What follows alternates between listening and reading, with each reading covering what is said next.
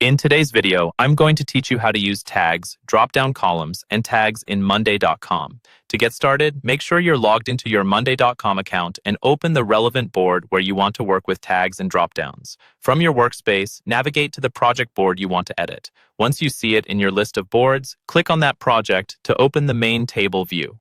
Inside the board, look for the column where you want to use drop-down options. This is usually a column that will store categories, statuses, or any type of repeatable label. Click on the highlighted column header to open the column settings, then choose the drop-down column type if it isn't already set. This lets you assign one or more predefined labels to each item. Next, click on the highlighted area in the column settings and select Edit Labels.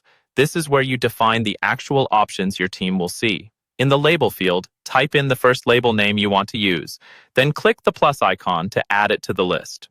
Repeat this. Type another label name, click the plus icon again, and continue until you've added all the labels you need.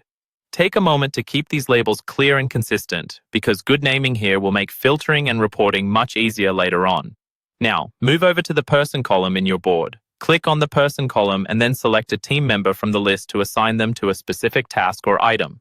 With the drop-down and person columns set up, click on the highlighted cell in your item row and start applying your new labels to that item. This lets you combine people assignments with structured tags. To create a new item using this setup, click on New Task at the bottom of your group. Then click into the relevant cells in that row, using your drop-down labels and person assignments just like before. So your new task follows the same structure.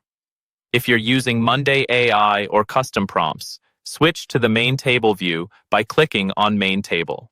From there, click on the highlighted area in the interface, then choose Set a Custom Prompt if you want AI-driven suggestions that reference your tags and labels.